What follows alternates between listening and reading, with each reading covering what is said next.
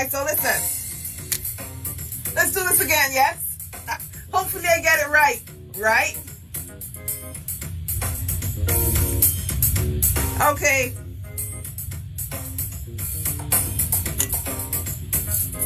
Alright, guys. 1, 2, talk it off. We've got some guests with us tonight. We've got attorney at law Gabriel Christian. And we've also got musician, jazz saxophonist Arturo Tappin coming up in just about half an hour. So make sure you stay with us. Yay! We got so much going on, yes?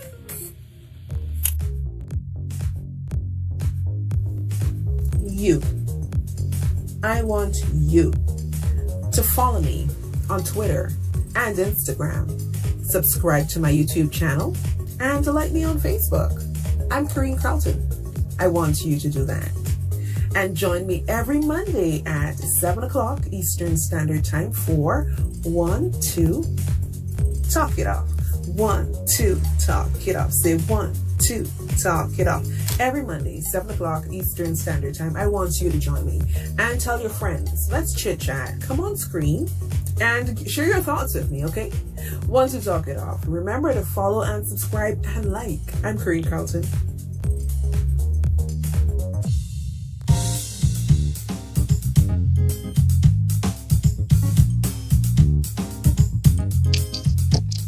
Okay, and we're back, and I know some of you can't hear because we have Gabriel Christian with us on Instagram. Attorney at law, Gabriel Christian. Thank you for joining little old me.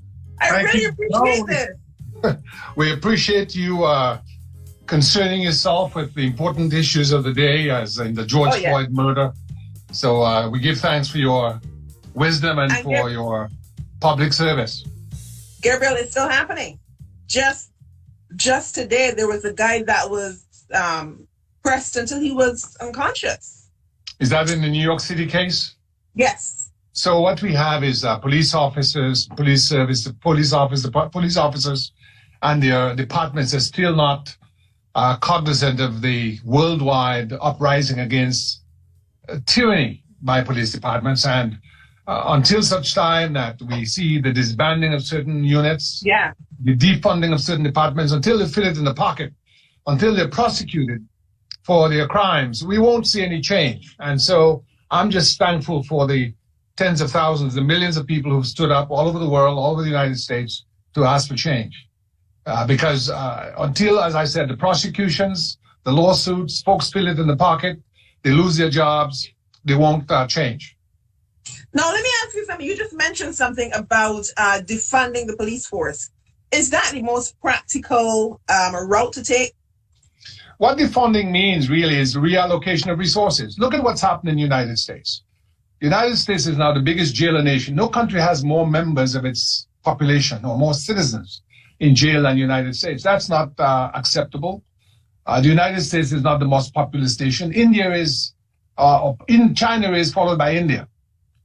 Right. Yet we have the biggest jail population. There's something wrong with that picture. This is about liberty and opportunity. And once you enter the system, you never leave. Even when you're released, you now have a criminal record. Correct. Criminal record. If it's a felony conviction, you can't vote. You can't serve on juries. So you essentially you've lost all rights to citizenship. Okay? And so aside from the right to vote and the right to serve on a jury, which are hallmarks of citizenship, you also have a record that means even McDonald's and Wendy's and JCPenney's and BJ's are loath to hire you. And so if you're cut off from the economic mainstream, what does that mean? You're unable to take care of your needs. You're unable to take care of your family. And so what do you have to do? It's a cyclical process, right? You have to live. So if you can't work, you have to survive. So then you get back into the cycle of criminal conduct or what is considered criminal activity, and you're back where you started. So we have to break the back of the criminal industrial of the criminal justice system, which is really criminal, in that where you have. Hold on, I gotta pause you there 1 second. Use the word criminal industrial, although it was an error, but it's almost like correct because it's almost like an industry when you think about. It's a new Jim Crow. In the old days, what happened after the Emancipation Act and the Civil War ended, in the South in particular, they would arrest black folk on simple trumped-up Right. charges and put them into jail. And once they were in jail, they would use them in what are called chain gangs to do work on public work projects at no pay. So slavery continued by other means. And so what you have now in the criminal industrial complex posing as a prison system is you have a whole universe of mainly black males and other people of color being used as cheap labor by major corporations. So there are major industries now that are traded on Wall Street that are in the prison industrial complex business, which is really criminal because what it has done is it has used corrupt policing, because you have to understand the main point of contact between the ordinary citizen and the system is the police. So if at the point of contact you have bias in policing, right? People who are black are going to be targeted. People who are white are going to be given a pass. Yeah. So I can go to any courthouse in Maryland, from the county like Prince George's that is majority black to counties where there are very few black people or minority black. And when you go into the courtroom, you will see the same composition. 80 to 90% of the people on the criminal docket will be of color. Okay? Yeah. And so that is the reality that I have to live with every day. And after 29 years of practice, I can tell you the system is broken.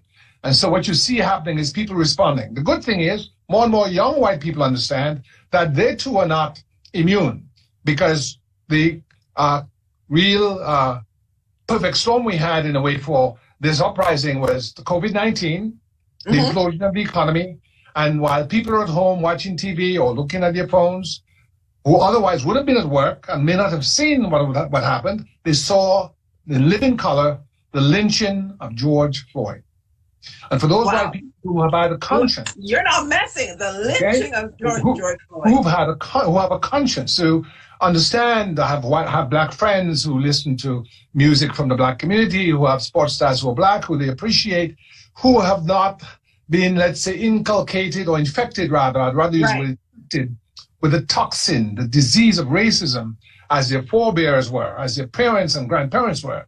They are more even-handed, they are more nuanced, and they are more understanding. They have joined their black brothers and sisters. So Latinos, Asians, and white folk have joined. Instead of turning on black folk, they've joined to say justice must be done. And the important thing to understand, Corinne, is when justice is done for black folk, justice is done for everybody. Yes. Because when we expand the bounds of liberty, everybody benefits. Women benefit, people who are gay benefit, people who are Latino benefit, people who are Asian benefit.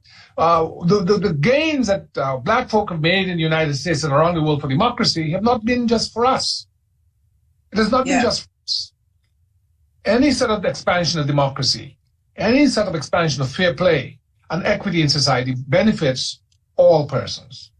No. So we've always been the almost sacrificial lamb whose lives have been taken to bring about change.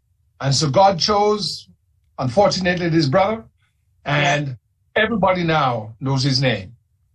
Everybody. So let me ask you a couple other questions with regard to, we know the big problem. And me alone, one can't do it. You alone, one can't do it. It has to be a collective thing. But I also believe in one by one by one by one by one.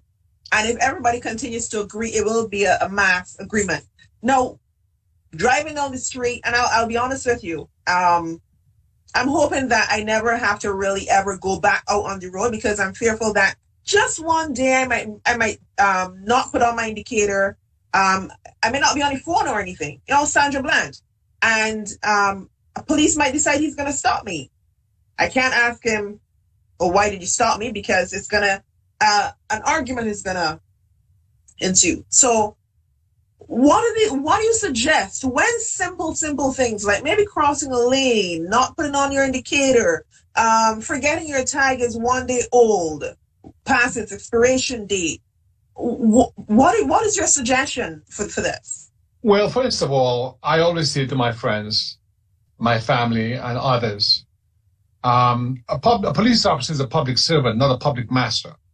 And the police departments ought not to be the repository of petty tyrants going around terrorizing the community that pays tax dollars into the coffers of the public till to afford them a salary. Okay? What has happened for too long is that the police officers have ceased being public servants and have become petty tyrants. So people now fear them and don't respect them, and there's a lack of trust between many communities in the African American and other working class communities and the police, and that should change. So there needs to be a move to take away funds, defund police departments, and put that into education.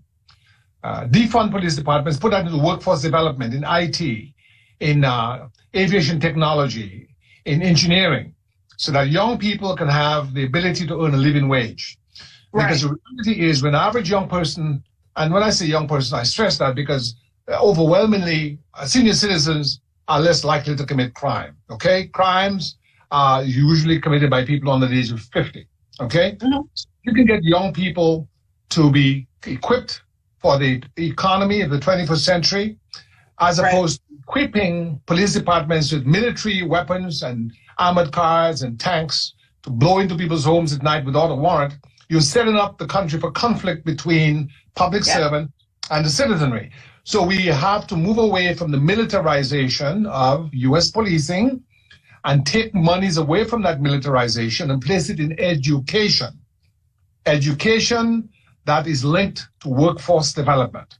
We need to have more competent workforce development programs so our economy can turn out the technology workers, the informatic technicians that can allow for our economy to be more resilient, more innovative, and more productive. Right. Because right now, a lot of the innovation is taking place in countries other than the United States because too much of our resources is caught up into wars overseas, militarization of police departments at home, and the underfunding of public education. So that's where I want the money to go to. It's not a question of just defunding, but reallocating funds from militarized police forces to educating citizens in a way that can have them be more socially useful and employed in vocations that the economy needs. When you do that, aren't you going to be introducing a privatization of the police force? No, not at all. You're not going to do away with the police force. You're still in the police force with the forensic lab. Where with it, but making it a private entity. No. The police, that's what's happening now, unfortunately. Jails, many jails now, Corinne, if you didn't know, have been privatized. That's what we want to stop. Jails must remain within the public space. Policing must remain within the public space. We're not saying to turn the police forces into private entities. No. We're saying take the funds, or at least a significant amount of the funds that are now dedicated to the police forces, and place that into education. But the police force or the police department, I like to use department or service because when you use the term force, language has power. And when you use the word force, then, it connotes you're forcing yourself on the citizens. Let's say the police service. So the police service or the police department must now be more focused on community policing. That is, going to schools, working with communities, working with boys and girls clubs, having the police be a public servant. And then you have the need for detectives if there are people like Jeffrey Dahmer and serial killers like Mark Bundy, and you need to do the forensics in the lab to track down real cold-blooded killers. You need people to do that. Okay, because you'll always have a certain segment of every population that's just incorrigibly evil, that commits murders and so on, bestiality and so forth. You need that.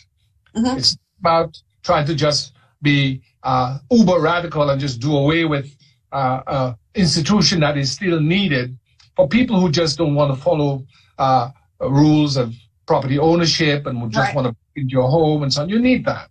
But what you need to get to by defunding is a balance. Right now, it's out of balance. Because what you're doing is you're putting all these people in jail. You're not training young people in the way they should be trained. You're imprisoning them. You're incarcerating them. And they're coming back out. They can't stay in jail forever. And they're coming out as broken men and women. Yeah. And broken men and women, they do broken things. And they go back in the hopper. So you're in a cruel cycle that must be interrupted by this massive outpouring of social dissatisfaction with a broken system. The system is broken. It can't be simply fixed with a Band-Aid or a paperclip. It has to be rethought. It has to be reimagined. It has to be formed and restructured in a way that makes it more democratic. You cannot pay someone as your public servant to guard your community, and you're fearful of that person. Something's wrong with that picture. The police officer is your friend. And the thing is, it's not even, so this is what I'm saying. I'm thinking that there must be some form of or some sequence of actions that if I'm stopped, I'm thinking, okay, so if I'm stopped, here's what I do, make sure I have everything ready, because Jackie Carter Let me tell you the sequence that I propose, that I recommend for all my clients. First of all, don't fight the police on the street if you can avoid it. I mean, if you have to fight for your life, defend yourself. By the way, you have a right to take up arms against the police if they are trying to take your life without due process. You can defend yourself against the police. What is due process? If you come into your house and you don't know it's police and they shoot, you shoot back. You have a right to do that. Okay. Basically, due process. If you're on the road and you're driving, police put their lights on. My advice: you pull over, preferably in a lit area, because police officers now are so out of control. My fear is you're in a dark area, they could kill you and claim that you did something wrong. Try to pull over to a parking lot of a lit area, gas station if you can, fast food joint if you can, somewhere where there are people. Because what if George Floyd had been caught where there were no persons? Correct. Okay, that's the distrust that the police He's one of those that we heard of. These are one of those that we heard of. The police departments across the United States have created a culture of distrust. And they're not only brutalizing black people, we get the worst of it, but they also brutalize white people too, and Hispanics. Yes. So I would say drive over to an area that's lit, where there are people, keep your hands, before the police come up on you, get your license out, get your registration out, because you don't want to be making any movement when they're next to your window, because they'll kill you and say that you're reaching for a weapon. That's what they do. That's what they did with the gentleman a couple of years ago, Fernando Castillo, who had a license. Right. I remember that. He had a licensed weapon. And the guy just killed him. Murdered him right there on Facebook. So one of the reasons, you see, this is why I want to ask you this. And I'll say I have a fear. I was driving home from work, and my light is going amber to red, and I'm making a turn, and there's a policeman on the cross, and I'm thinking, well, suppose now this policeman stops me because I came through between the amber and the red, and I was hungry, so I had a granola bar. I said, I'm not touching this granola bar until I'm clear of these people. I'm very, very serious. Well, you're not the only one. I mean, I waited a mile before I did this, because I'm thinking I gotta get home to my king and my queen. I need to. So it's crazy that this is the way that we are thinking. We are forced to think this way because of what is going on. No matter how slight, you've got people being arrested for jaywalking and coming out hurt. Well, look, I mean, I just want to say. I'm proud of my dad, and I never met my grandfather, but I'm proud of him. They were both police officers. I grew up around police officers. I represent police officers. I love good police officers because I consider my father and grandfather to be good police officers. If a police officer puts on a uniform and is sworn to protect and serve, that's what he or she must do. That is to protect and serve citizenry whose tax dollars pay your salary. Okay?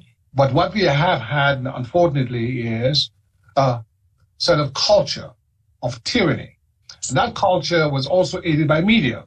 So you now find that media would start all these cops shows where police officers were out there, on television, breaking into people's homes. It turned the policing into entertainment. Yeah. And whose homes are they breaking into? Who are they terrorizing? Generally poor black and poor white people. Correct. The Chevy Chase, Bethesda, and these other upscale neighborhoods. It's always trailer parks and poor black and poor brown and poor white neighborhoods. Urban so there's a class oppression aspect to it. Okay? There's a class prejudice and class bias aspect to it. And I'm happy that the decision was made last week or a couple of weeks ago to ban or to remove from television this movie Cops. This not movie, but this show that they have Cops. Right. Because we have made policing into entertainment. Yeah. I even saw on Netflix, I don't know much about it. My daughter knows about it, but it's something called Netflix. They show now on television. where they have a show now about prison, ladies in prison. Yes. In orange jumpsuits. What is that doing on television? That's not a joke. That's not a show. But you see what's happening? They are hardening the hearts of the population by making tyrannical policing a show, by making the imprisonment of poor people a show. So now it's a big joke. It's a show. So we look at it, we are talkers. We're looking at this, and as if we're separate from it. Doesn't that sound familiar? Where else have you seen people in quote unquote cages where everybody else is poking at them and seeing who is the worst or best? Well, doesn't that sound familiar? Well, it's slavery. It's slavery. It's the zoo. It's a job, and I'm happy that people have woken up, because all these shows need to be removed from television. There's nothing to be shown on TV that is worthwhile of people suffering in jail, their loss of value, of human value, the sensitivity of it. There's nothing entertaining about that. We must stop making the justice system of law courts. That's not entertainment. That's not something to be gawked at, and it's not entertainment. This whole policing thing, jumping into people's homes and shooting them, beating them, putting them on the ground, putting your boot on your neck, that's not entertainment. What that has done is it's corrupted the culture of the society. So we have so long accepted the dehumanization of whole segments of the population. So we need to stop these shows of the dehumanization of human beings in jails. We need to stop these shows of the dehumanization of citizens being beaten up by cops. And we need to have a new culture that has human compassion, humanity, empathy, understanding. Rehabilitation. We need to rehabilitate our minds. Our minds have corrupted, not yours or mine. I've tried to, even if I have had to deal with criminal justice system or injustice system, I've sought to always associate with progressive humanitarian causes to maintain my soul. Because what would it gain a man to win the whole world, but to lose his soul? And that's what I know that you got to run, and you had a long day, as you told me. So let's just wrap up with a few takeaways. That when police stops you, make sure you cooperate, drive to a lit area if you can, because you know they might drive in the dark. Get your paperwork out before they come to the window. Because once they have the window, they've got their gun, right? You make a move to get something in the glove compartment or somewhere else, they may say, oh, he made a furtive movement. Correct. And that is just when the bullets are flying. And you're not going to win that battle. Be polite. No. Yes, sir. No, sir. Yes, ma'am. No, ma'am. Take your ticket. Don't argue. Get a lawyer and fight it in court. Yes. Because at least then you still have a life. You are an attorney that people can get in contact with. Yes, indeed. We're happy. We're here, Louis. Happy to serve the community. You can get us at marylandattorney@law.com or 301-218-9400. We're happy to serve, and we ask all the legislators, both for the state and federal level, to really engage police reform that will allow for the expansion of democracy and not the growth of tyranny. Because right now, the police departments need to be defunded, the monies need to be reallocated to education, workforce development, and police need to be imagined. The culture, the mental approach, the mental orientation needs to be changed from being a police force to force themselves in the community to being a police service where they protect and serve their fellow citizens with love and understanding, care and compassion, doing their work without fear or favor in a professional manner, and not executing citizens or lynching them in broad daylight. In broad daylight. Thank you so much, Gabriel. Thank you very much. Go get some rest. Thank you. I'm a business owner. I want to get together with you. I want to be a part of your team. And you see, the reason why I had a pause is that I want to make sure that I have the words right.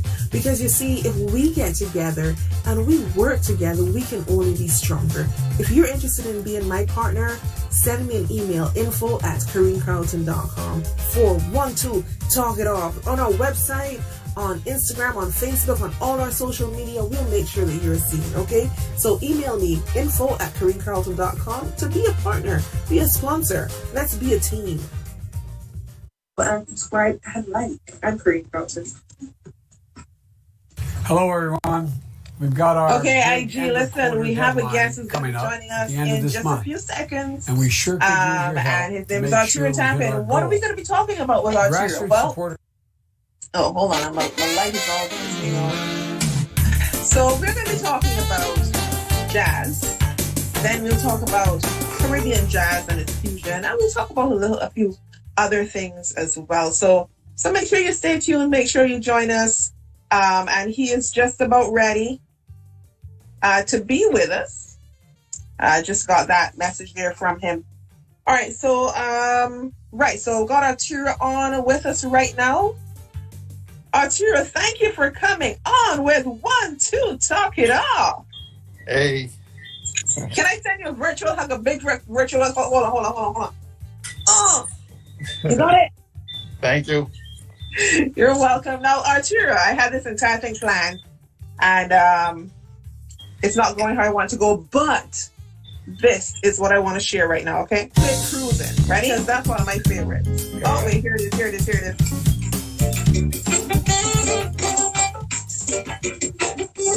Hey, Lauren. That is almost... Thank you. I just love it. Love it. Java. That's what we need to get us through our day. Thank all right. You. And I just wanted people to hear that a little bit. You can get it on YouTube. Where can they get this from, Arturo? If they want to purchase it. iTunes. Huh? iTunes. Okay. You see, look, the pages coming through. Look, all right, guys. So let me just get back to this really quickly. Arturo, I want to talk about, we know so much is going on with Black people continuously being afflicted. Mm-hmm. And one of my biggest peeves is when I hear of the music, we're being raped for our music. Mm-hmm. I know that, and I was doing my research on it. I remember years ago where I did some research on jazz, and it was talking about the African drums. Mm-hmm. I can't find it, but I want you to help me to understand the origin of jazz itself and its Black influence, its African influence, if there is, because I may I can't be corrected. And then how it came through. Rhythmically, European music was usually mostly either or. It was either like a march tempo, which what they call 2/4 or 4/4, right? Or it could be based on a waltz, which is 3/4. Now, basically, what that means is a beat might be a tune might be 2 to 4 beats per bar, which would usually be like 1, 2, 3, 4, or 1, 2. And the accent for European music would usually be on the 1. So it's 1, 2, 3, 4, 1, 2, 3. And if it's a waltz, it might be 1, 2, 3, 1, 2, 3. Now, what's special about African music, it was a combination of both those at the same time. So you would get the 1, 2, 1, 2, and you'll get 1, 2, 3, 1, 2, 3, 1, 2, 3. So a beat was subdivided into 3. So when we had the Africans in slavery that went over to the Caribbean and America, seeing that we were not allowed to play our music, we would have to disguise it with a bit of theirs. And I think that's the start of the marriage of the European rhythms and the African rhythms. Of course, we would be doing folk music, calypso, and there would always be elements of improvisation, which is basically what jazz is about. Right. No. One second. Not right now. I'll finish. Now, when you say that, because they didn't allow us to play our music, so we had to disguise it. Yeah. I remember hearing stories of when the Africans used their music as a communication, as a message. Correct. But I also remember with the they call them Negro spirituals. I call them really songs to the soul, because when you hear a Negro spiritual, they're singing the same thing over and over and over again. It almost becomes a mantra. Yes. how they're doing it, because it really allowed them to get through the day. And when I think of what jazz is, I've sit and listen to jazz, and I realize you can actually just get lost in what you're doing and just continue doing it without any problems. I'm not saying that jazz is equal spiritual, but I'm saying that the work that it does on the mind is of a similar MO. Well, they're all linked together in the sense that it's black music, starting with the whatever, as I say, they would be singing in the fields, gospel music, blues, jazz. They have a similar root, and they all continuously share the same thing. It just every decade or so, it's changes by smidgen. Yeah, some young guy that comes along might add his ideas and change the flavor, add more spice to it, or it goes a slightly different direction, but they're all the same source. You know? Right. The connection in particular with the Caribbean and America would obviously be Haiti, New Orleans, and the rest of the Caribbean, where, you know, there was a movement of Africa, West Indies, New Orleans, and it would be, I would say, mostly taken to the highest level in New Orleans. And that's where the connection of jazz in America and the Caribbean actually met. Right. If you go to New Orleans, or you're from Barbados, you will see there's a lot of similarities with a simple thing like going down Baxter's Road. I know guys from New Orleans that been to Baxter's Road and felt like they were in New Orleans, you know. And so, you know, there's that similarity in the source of the music from the people. Right. And to this day, a lot of the greatest jazz musicians come out of New Orleans, you know. So I remember reading that this one I need your help with. I didn't really read it completely. They said jazz used to be spelled not J-A-Z-Z, but J-A-S-S. Why? Well, there was cultural appropriation by white groups during the early jazz period, the ragtime, and especially Dixieland, for reasons we all know. And it continued into rock and roll with the artists around Elvis Presley time, you know. So the first recording of a jazz band where they spelled it J-A-S-S would be because they were basically taking the music and the nuances and presented it as their own. Right. Because they had the opportunity to record because of racism.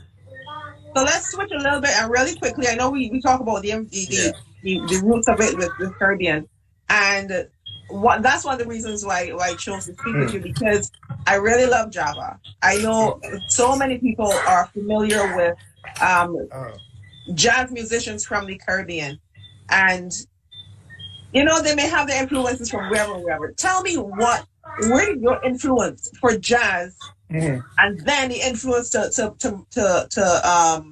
fuse it? Yeah. Where did it come from? My dad, when he was at school in Grenada, he and two of his friends loved Frank Sinatra, and they couldn't really get the records. So what they would do, they would go to the cinema, and one guy would, you know, in those days musicals were very popular. I'm talking like the 40s, 50s, you know. So one guy would write the first line, the next guy would write the second line, and the third guy would write the third line. And my father had a collection of songs that he would sing at school. When he left Grenada, he went to Aruba and he went full into photography because that was his dad's business. And his dreams of probably being a singer were not possible. But he was heavily into Frank Sinatra. Then he went to Trinidad and England, you know, and he was working as a photographer, but he had started to collect lots of jazz. By the time he was back to Barbados, met my mom, got married, we had a set of records that he would listen to every day, every weekend. So from the time I was a kid, I was always hearing John Coltrane, Duke Ellington, Count Basie, all these jazz musicians, and I couldn't stand it. I was like, why is he playing this nonsense every day? But as it turns out, listening to that music, by the time I really wanted to play music, 12 years old, playing clarinet in the cadet band, and I was playing violin as well, and I picked up saxophone as 15.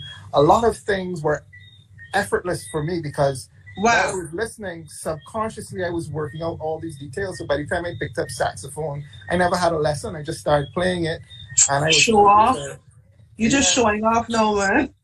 No, it was just what I'm saying is, if you grow up listening to music, you know, it's like if you grow up in a house where your father speaks French, your mother speaks Spanish, the next door neighbor speaks Russian, you have a good pick up a thing. Yeah, so it was just my dad had a great recollection. As simple as that.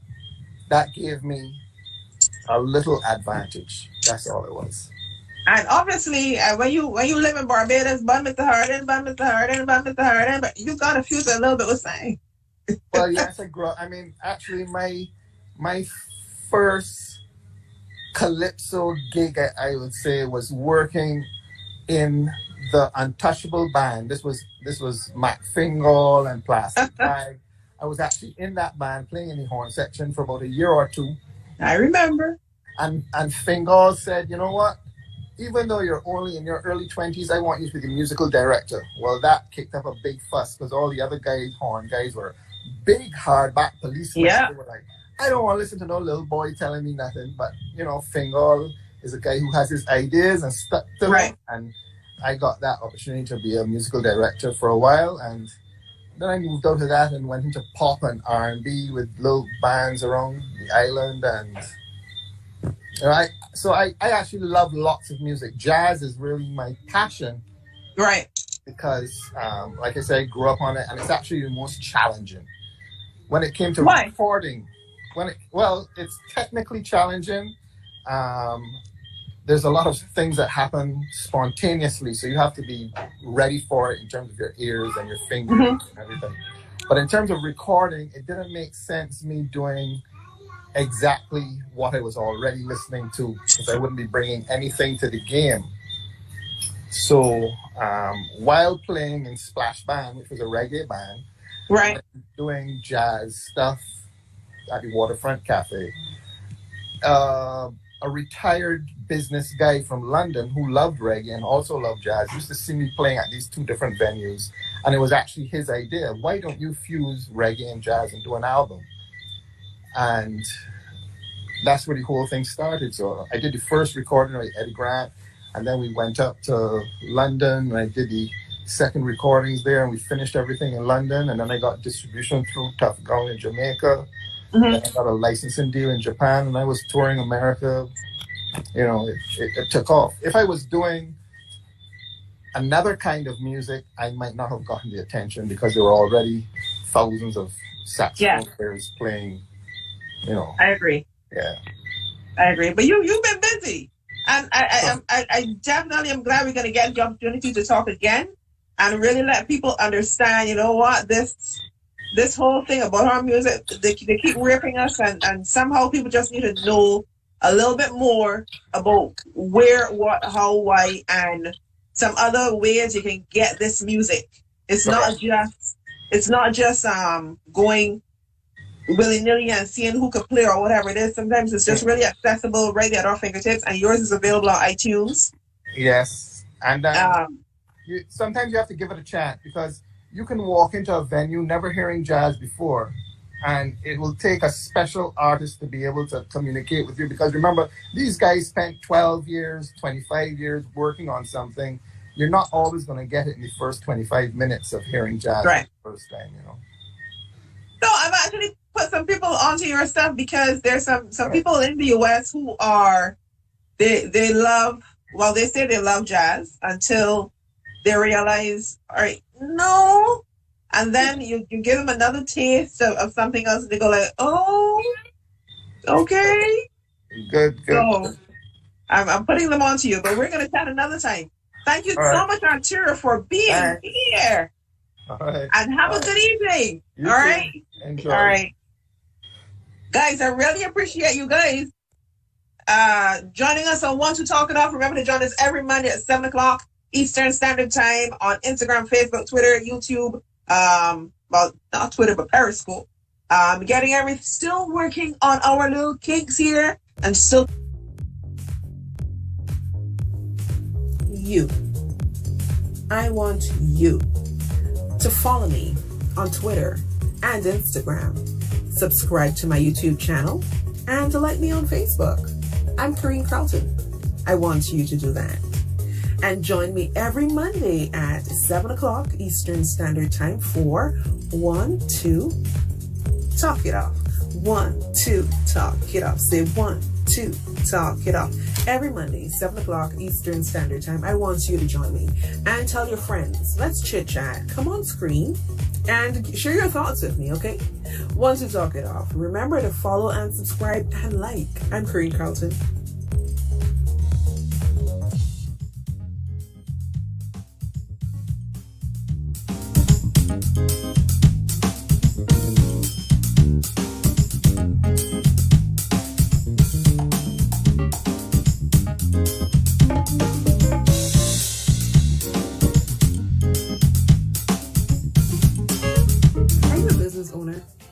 I want to get together with you. I want to be a part of your team. And you see, the reason why I had to pause is that I want to make sure that I have the words right. Because you see, if we get together and we work together, we can only be stronger. If you're interested in being my partner, send me an email, info@KareenCarlton.com for 1, 2, Talk It Off. On our website, on Instagram, on Facebook, on all our social media, we'll make sure that